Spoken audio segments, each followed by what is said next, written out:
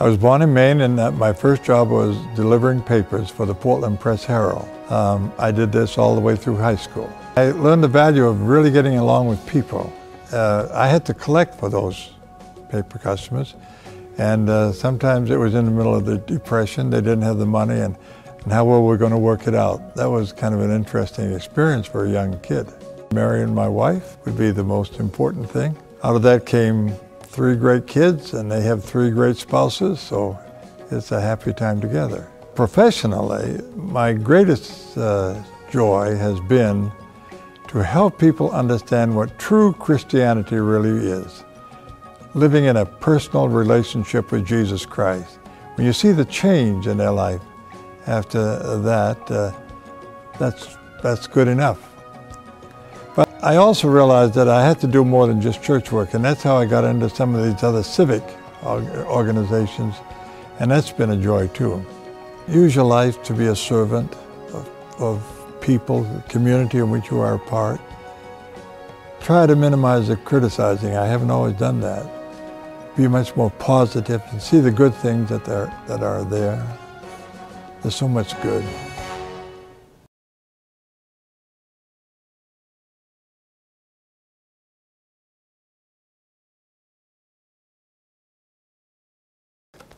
Well, my dad gave me my high school diploma when he was on the school board in Eagle Grove.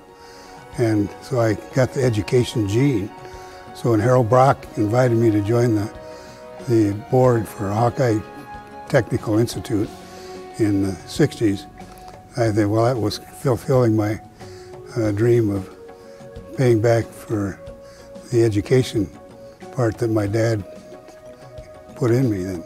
Well, my favorite reference is 5 of my high school classmates, the year before, even the year after, were lost in European theater.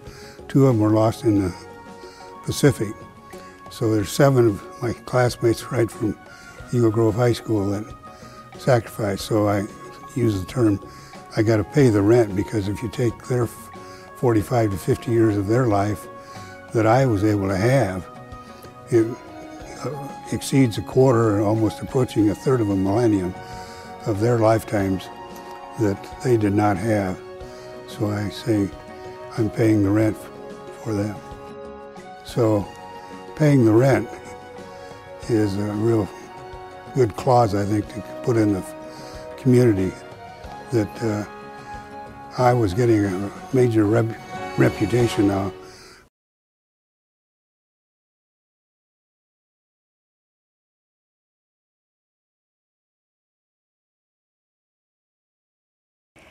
In the beginning, when I was a preteen, I was thinking about being a missionary. And then I kind of gave up that idea. I can't remember just why. But then I thought, well, I'd go into nursing. And the pay was very poor then.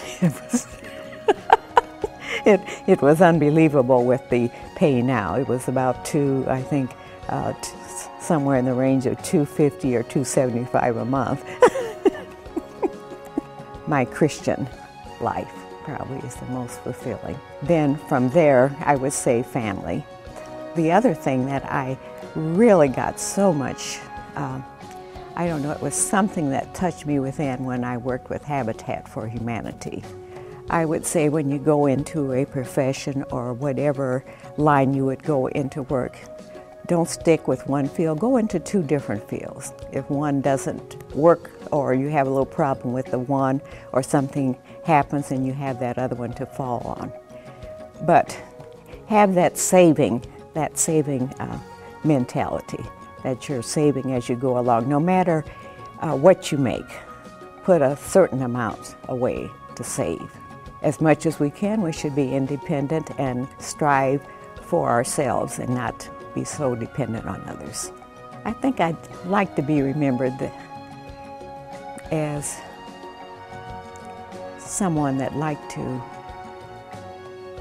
help others, and just to be remembered that I tried to do my best while I'm here on this earth, because we can only do what we can do while we're here, and after we're gone, we can do nothing.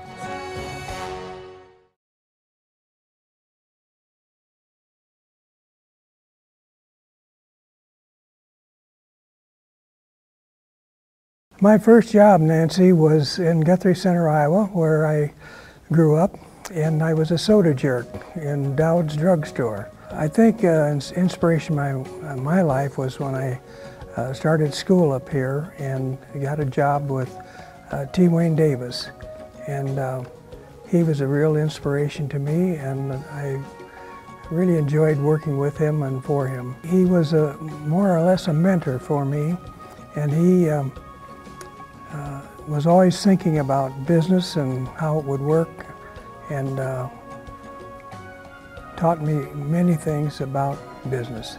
And I've really enjoyed that, and eventually ended up owning part of the business and several other businesses through his inspiration. And I think what I'd like to be remembered for is being fair and honest. I think those are important things in our life. And I believe that if you're fair and honest with people, they'll come back to you many times.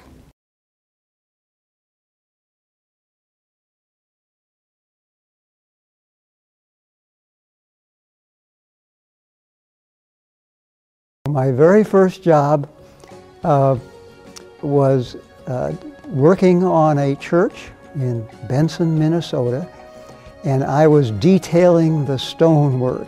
And in that day, you didn't go buy a standard window. You made stone, and we made it in patterns, and then we did it so that glass could go into it. I think everybody's most fulfilling thing is their family, and our marriage and kids are number one in that.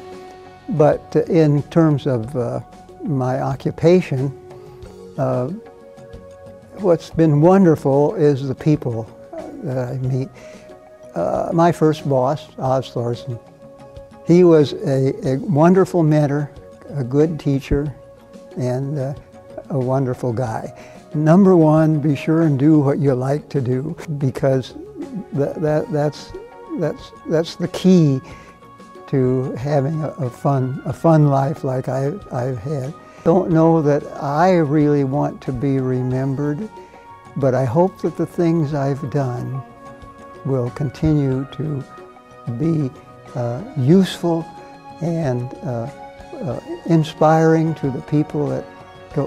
When you do buildings, you know, everything you do is out in the open. You're building hopefully for the future, and so I hope that my buildings will continue to serve this community and to be an asset to the Cedar Valley.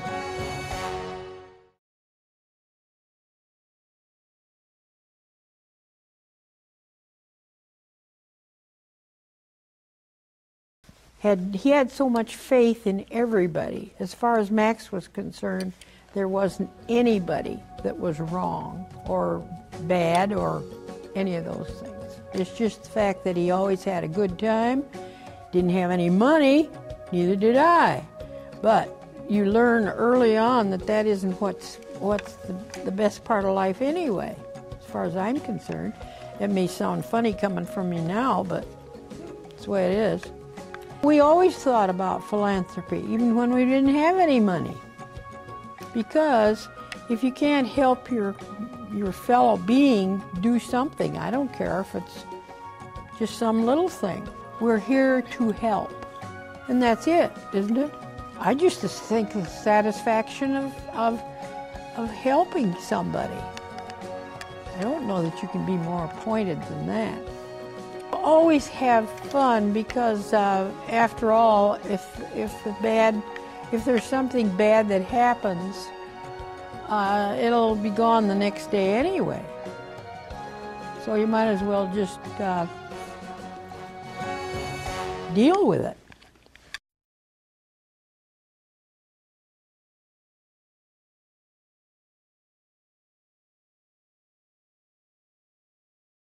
I was 14 years old, and I went to work for Frank Brothers clothing store on Commercial Street in Waterloo.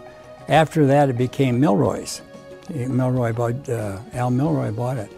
And I was just in there to kind of clean and stuff, but I really loved selling clothes. So I started to sell clothes at 14, and truly love it. Then I went on years later to the Palace Clothiers and worked there. February 4th, 1973, I committed my life to Christ. There, talk about a humble man was Harry Sly. Of course, he and your dad were good friends. And, but, you know, he was the president of Wrath, and we, at our coffee group, if somebody come in there that worked in the kill, Harry knew him, and he called him by first name. And my theory, and I kind of had the same theory, Nancy, how you treat the waitress, the filling station attendant, tells me what kind of a person you are. Because, you know, a lot of people think, well, if you're a bank president, you treat them different, you do somebody else. But Harry did not do that. He treated everybody the same. I tried to do the same thing. Judy and I taught a Sunday school class called Love is Reaching. I suggested to the class, I said, well, why don't we start a Christmas Day dinner for people that are alone? And I just can't imagine of all days of the year to be alone Christmas Day. They look so forward to that because they wouldn't have anything else. I've been so fortunate. I just feel that my last day on earth, I hope my balance sheet is balanced. I hope that I put back as much as I've gotten out of this. And I probably won't, but I'm sure going to try. And that's what I'd recommend to everybody. Just make sure that you've repaid this community. Cedar Valley is a great community, and it's done me very well. And I'm so just pleased to be part of it.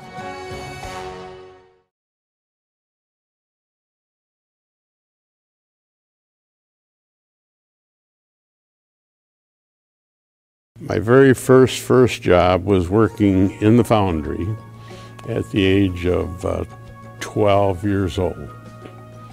And I worked with my dad, who was in the foundry at the time. And of course, they were both immigrants, as was the rest of my brothers and sisters. We've been gifted with a mother and father that gave us some basic understandings about what life is. The most important thing I think you get from that type of childhood is a work ethic, and you appreciate people much more than you do any other way. And I continue to work only for a number of reasons. One of them is that I enjoy it. And the biggest second reason is my wife won't permit me to stay home that long. And my father-in-law, Herb, was a great believer that you send out little ships and big ships come back, and that you will get your rewards. And don't look for anything, because there's nothing that you're really seeking. And he was right. He was probably one of the brightest guys I ever met, even though he, you know, I think he got to the 3rd or 4th grade, that was it. You know, and I've considered myself very, very blessed. And I think part of that blessing is that's what motivates people to do things for other people. It's the way I've looked at life, and I mean this about as sincerely as I can. If I were to put anything there, it would be he tried to and fought for everything he believed was right. And if he was wrong, he was prepared to take the consequences. And that's kind of what I've tried to live by.